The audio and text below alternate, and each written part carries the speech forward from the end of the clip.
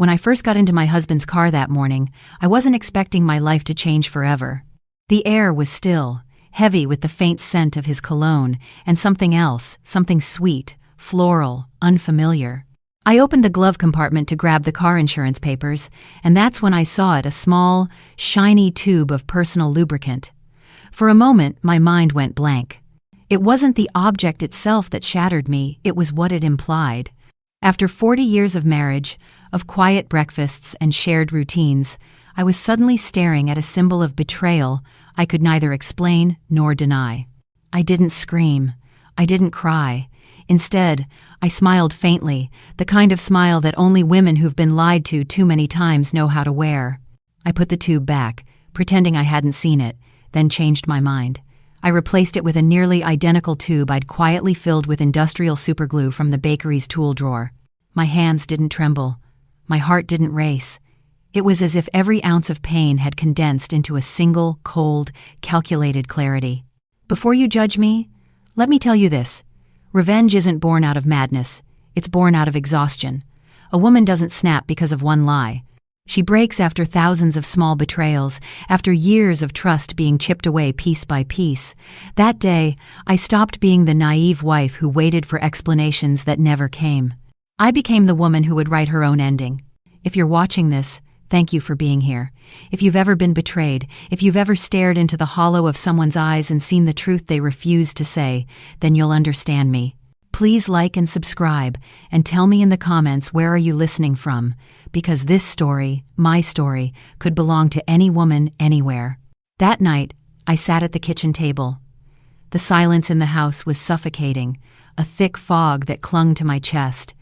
The only sound was the ticking of the old clock my mother had given us as a wedding gift. Its rhythm was merciless, each tick a reminder of the decades I had devoted to a man I thought I knew. Julian, my husband, my supposed partner, my steady constant, had just returned from yet another business dinner. He walked in with that weary air he'd perfected over the years, loosening his tie as if life itself were strangling him. He didn't see me watching him. He didn't see how the mask he wore had begun to crack. He smelled of wine and something foreign, not a woman's perfume exactly, but an echo of it, a ghost that clung to his jacket. When he collapsed onto the bed, fully dressed, I saw a stranger lying there. The man I once adored now looked like an actor at the end of a play, tired of the performance, yet too cowardly to leave the stage. For years, I told myself that our distance was normal, that long marriages cooled like old coffee. But that night, the pieces started fitting together, the late meetings, the new phone habits, the sudden bursts of attention followed by cold silence. Betrayal doesn't always arrive with a bang. Sometimes it creeps in quietly, through small inconsistencies, until it fills the room like invisible smoke. When he began to snore, I got up. The sound that once meant comfort now grated against my nerves like nails on glass. I tidied the room the way I always did his jacket, his wallet, his phone. The phone screen was lit, an unread email glowing like a confession. Julian never used email. He said technology was too complicated for him. But there it was, one message, simple and devastating. "You were incredible tonight, Dad." I stared at it. My breath caught mid-air. The word Dad didn't fit. It wasn't from our son. The tone was too intimate, too tender.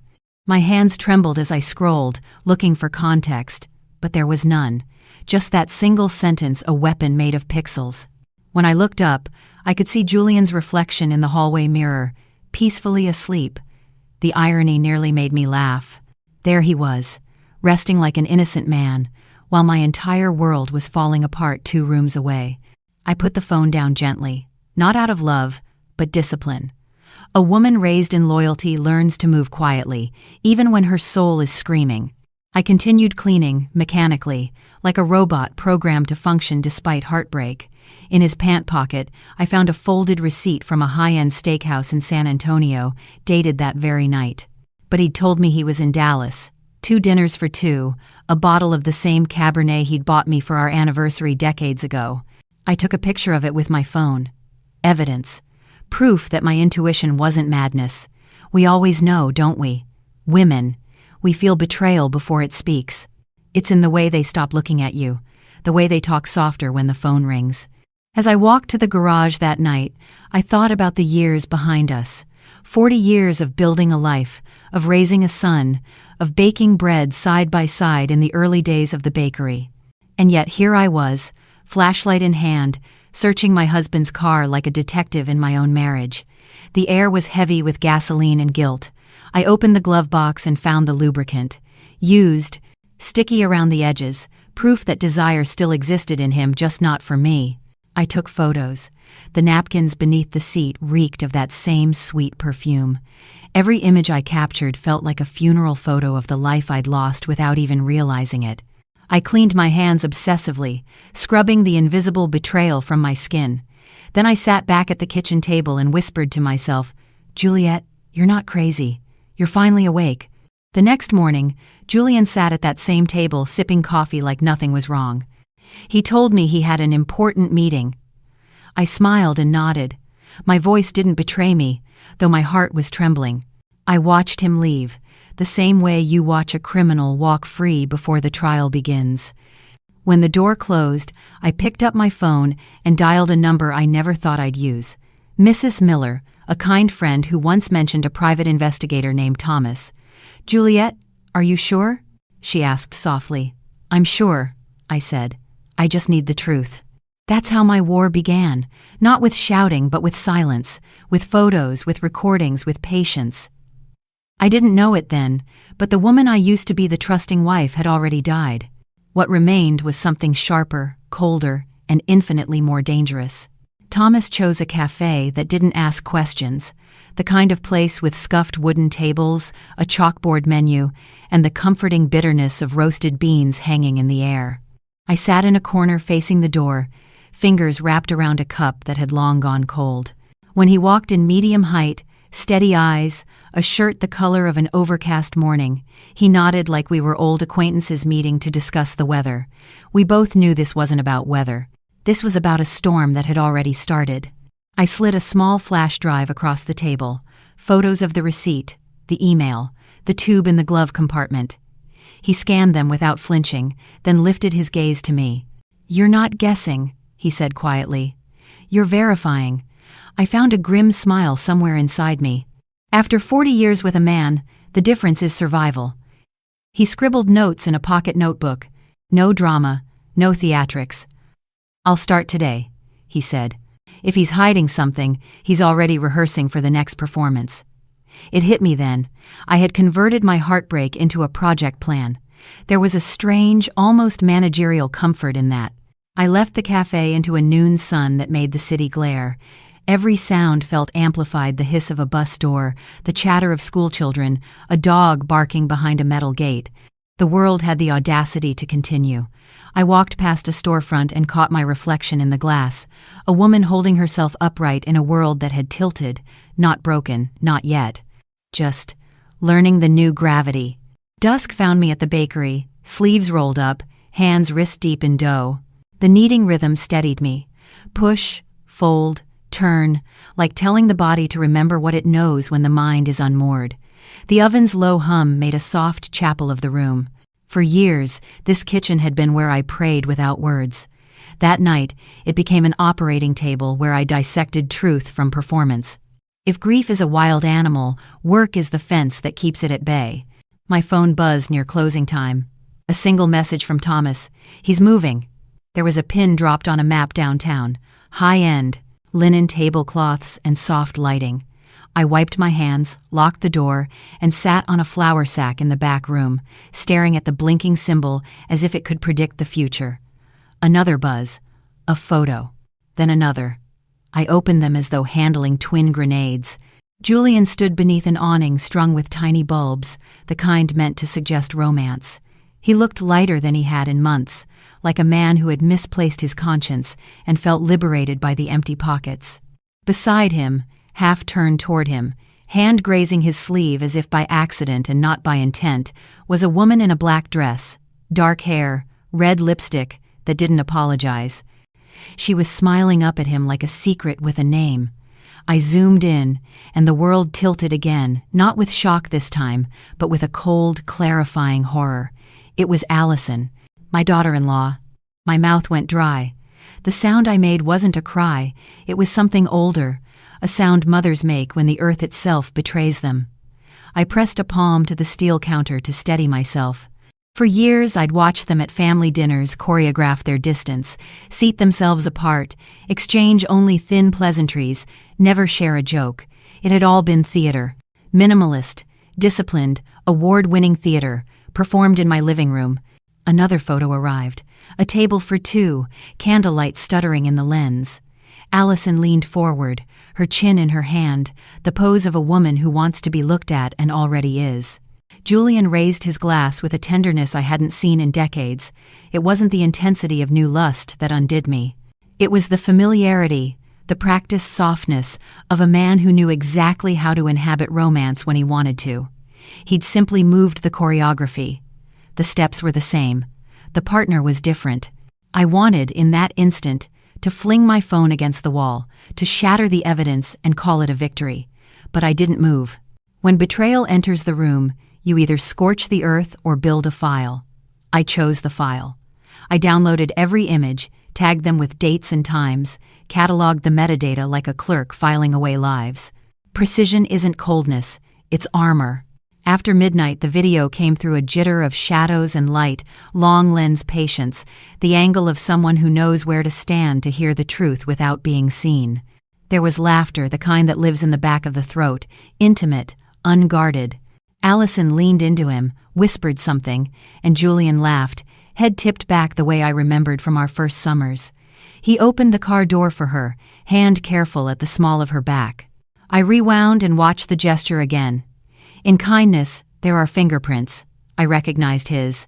Sitting alone in the bakery, I thought of our son Daniel, of his firefighter's steadiness, the unshakable way he held a room when chaos tried to swallow it. How many dinners had I watched him defer to his father with a respect that seemed carved from stone? How many toasts had Allison made with a light in her eyes that I mistook for love for my son? Love wears costumes, mother, wife, daughter-in-law, and sometimes it wears them to sneak into places it does not deserve to be. If you've lived long enough, you learn this. The first truth is rarely the whole truth. You must keep pulling on the thread even after the sweater starts to unravel. So I pulled. I printed the photos, slid them into a thick envelope, labeled each piece with the sort of care I used to reserve for recipes. I opened the drawer where our family albums slept and buried the envelope under a layer of Christmas smiles. The invasion felt sacrilegious history and evidence pressed together under the same cardboard cover, but maybe that was fitting. Memory and proof are cousins. I didn't sleep. Dawn found me at the kitchen table with a pen and a yellow legal pad, writing not a letter but a ledger. 2 columns, what I know, what I will prove. Under the first I wrote, email, receipt, car, perfume, photos, video. Under the second I wrote, voices, signatures, bank trails. Paperwork that couldn't be explained away with a sigh and the word misunderstanding. Infidelity is a crime of the body. Theft is a crime of the future. A woman with a business learns the distinction. She also learns to fight the second with more ferocity than the first. The house was quiet when Julian wandered into the kitchen, eyes red, voice soft. He took the coffee I poured and thanked me, the small courtesy landing like a stone in water. Long night, he yawned. Client from out of town. He had always been a competent liar, but competence can't survive scrutiny. It withers under it like a plant starved of Sunday, I nodded, as if weather was all he'd discussed. He left a minute later, and the space he vacated felt like the outline criminals leave at a crime scene. By noon, I had a new message from Thomas, leaving a law office with her, beige dress, sunglasses, too close for in-laws. Then a photo at the entrance of a hotel whose lobby gleamed with the false purity of polished glass. 3rd floor balcony, the next text said. The video that followed was quiet and damning, her head on his shoulder, his hand at her waist, the half-second press of a kiss that didn't bother to hide. I watched it twice, then a third time, not because I doubted what I saw, but because acceptance is a slow ritual that requires repetition. Here's a thing no one tells you about rage.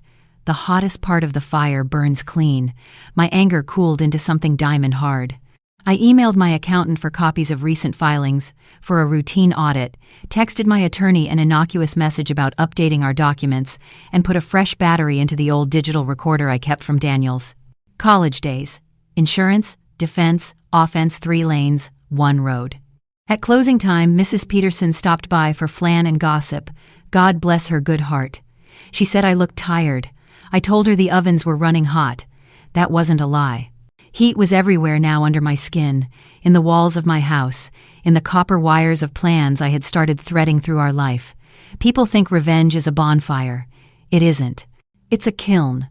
Controlled heat, disciplined by design, transforming something soft into something that will not break again. That night, when Julian mentioned he had papers he might want me to review, I heard a different soundtrack, Allison's voice from the imagined future, urging him to hurry with the contract. The words hadn't reached my recorder yet, but the script was already in rehearsal.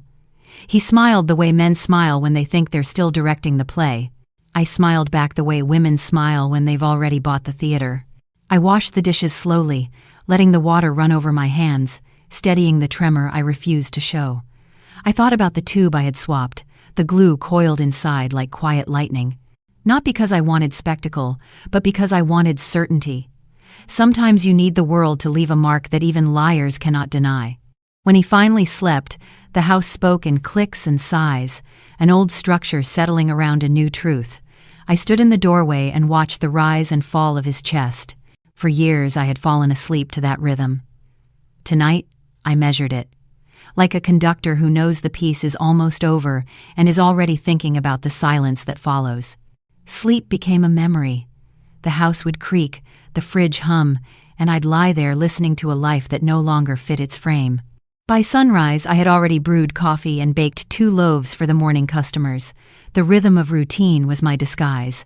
Revenge, I learned, is easier when it wears the mask of normalcy.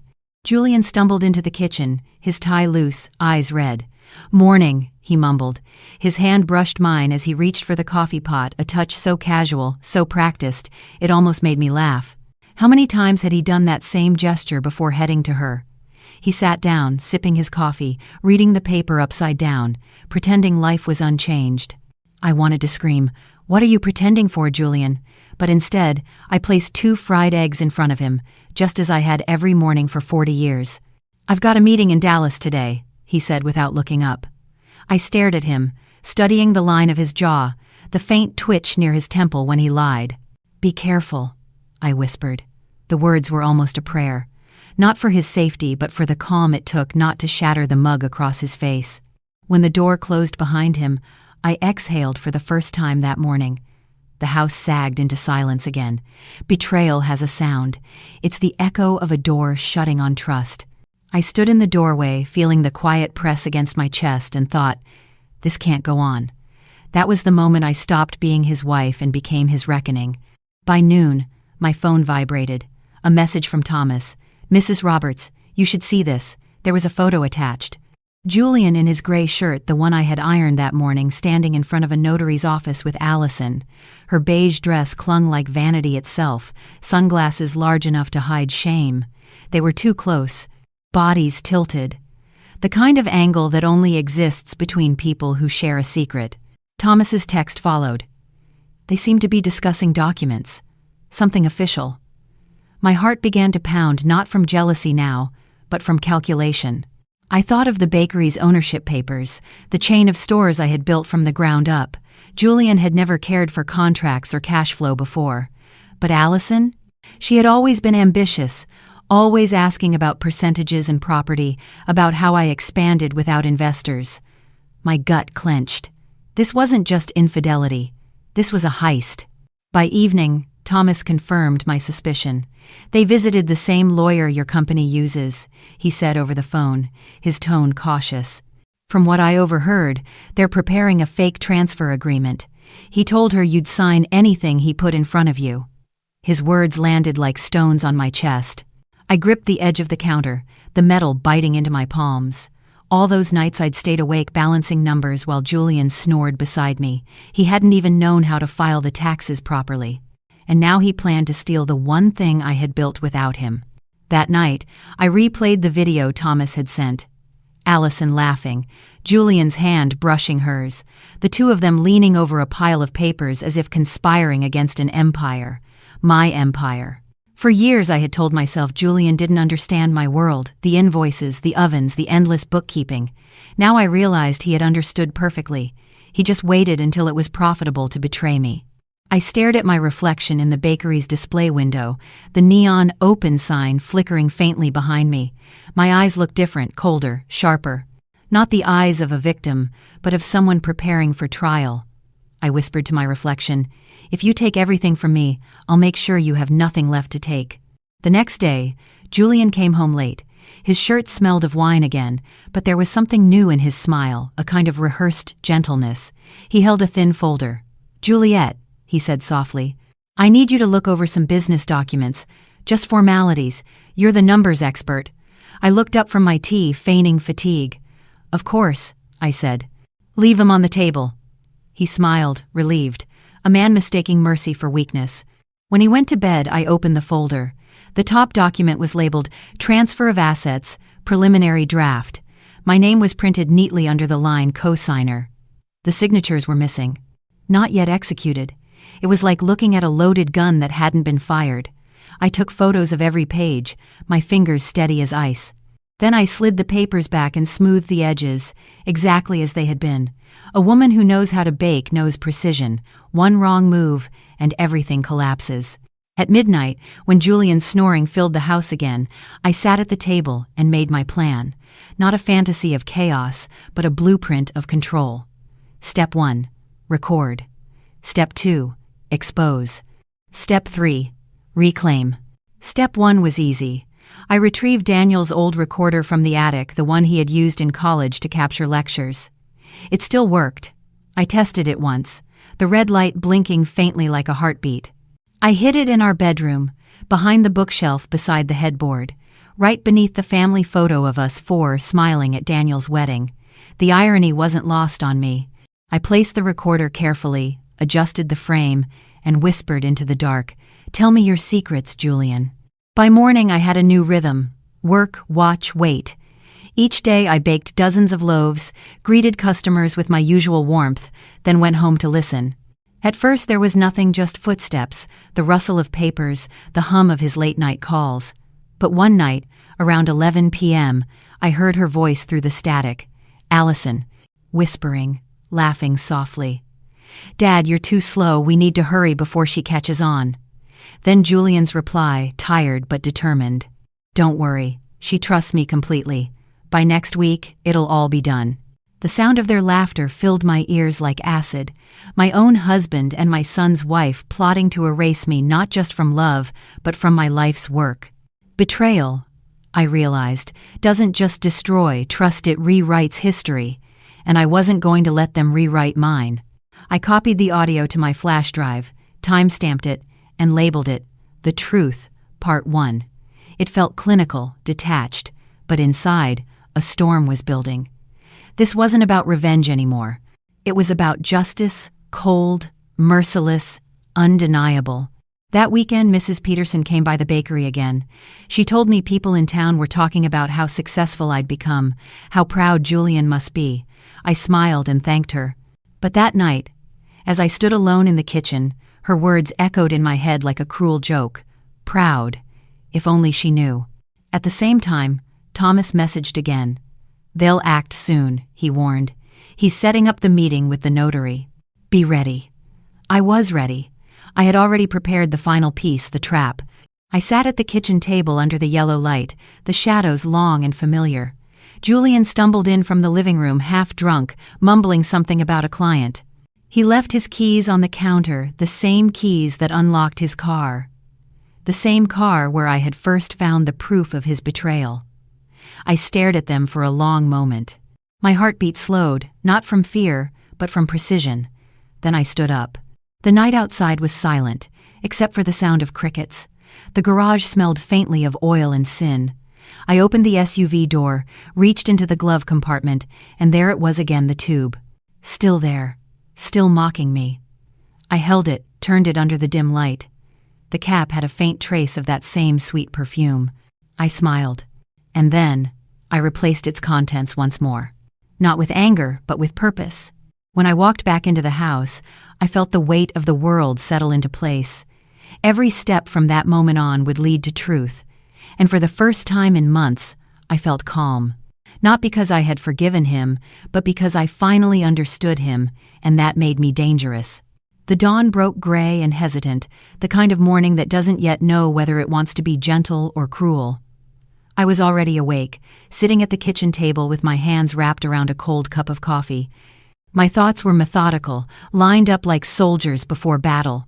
The night's silence had been long, but my mind had been louder, planning, calculating, waiting.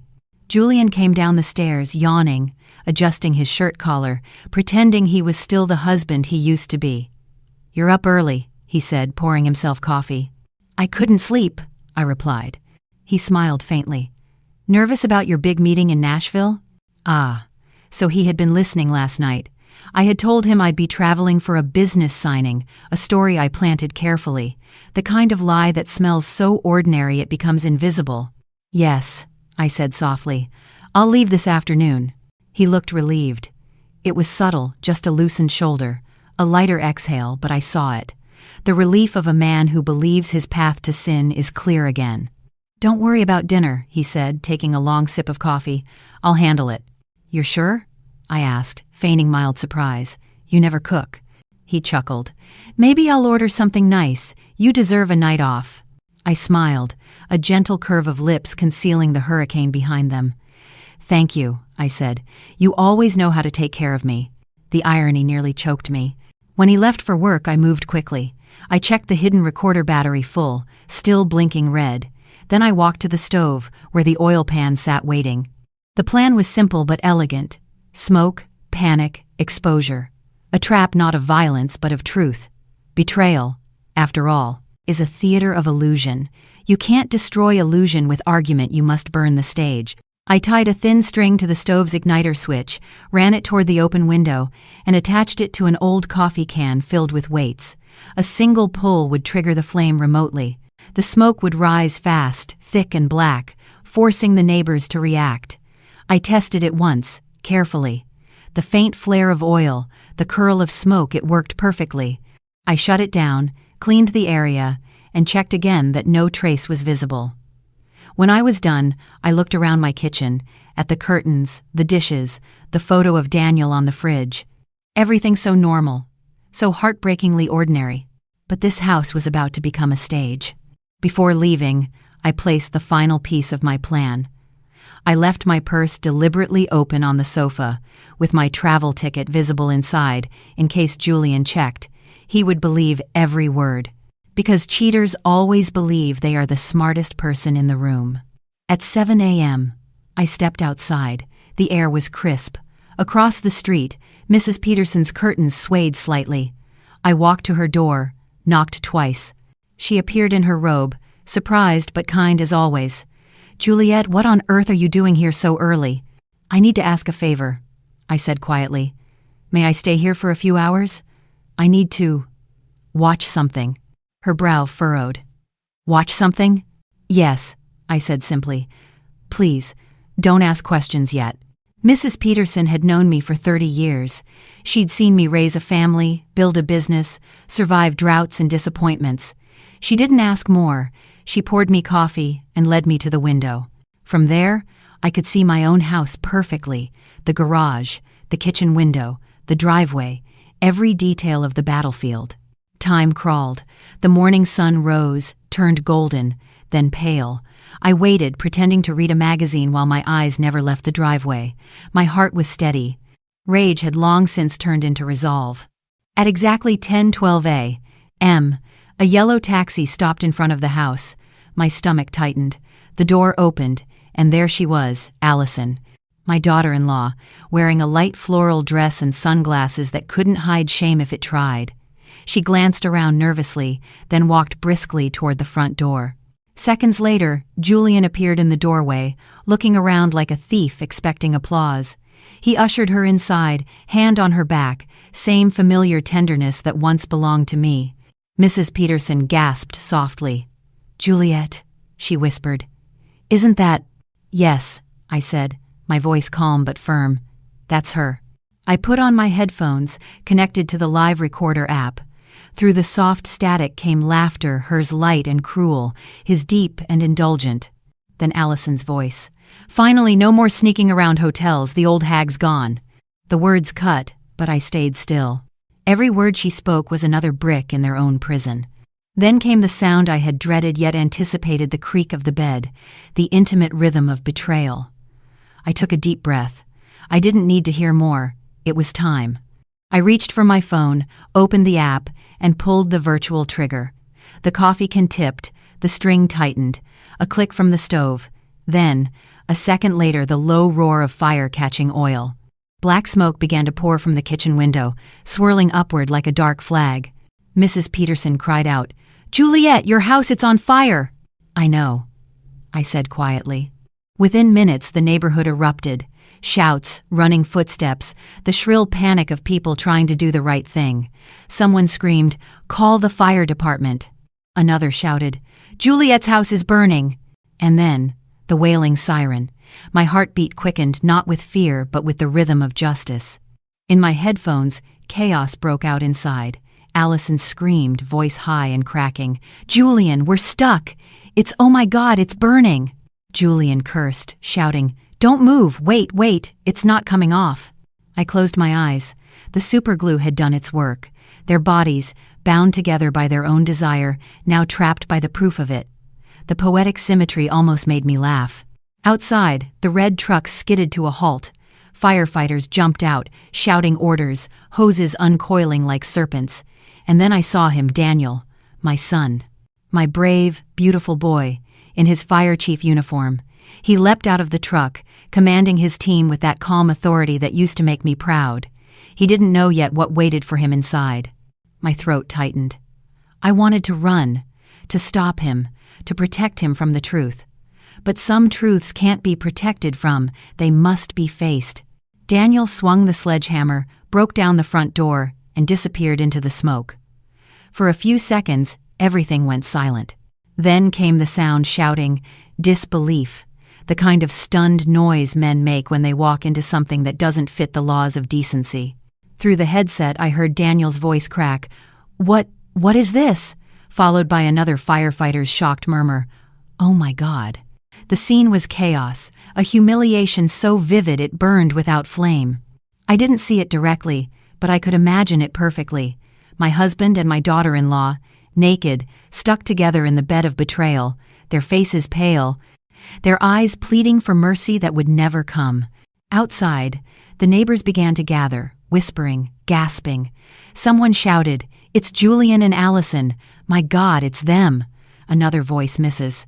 Millers added, "Father-in-law and daughter-in-law? How disgusting." The noise swelled like a storm. I stood near the window, my expression still. Mrs. Peterson looked at me, horror and awe mixing in her eyes. "Juliet, you knew." I didn't answer. I didn't need to. The truth was speaking loudly enough for both of us. Minutes later, the fire was contained. The firefighters emerged carrying 2 stretchers covered with thin white sheets. Allison was sobbing, her face twisted in agony and shame. Julian's head hung low, his eyes darting around, desperate for a corner of the earth that would still accept him. But there was none. The ambulance door closed, the siren wailed again, and I exhaled slowly. The house stood blackened by smoke, but the rot had been purged. As the crowd murmured, I stepped out of Mrs. Peterson's house, my face composed, as if I had just arrived from the bus station. "What happened?" I asked innocently. Someone whispered, "Juliet, it was them, Julian and Allison."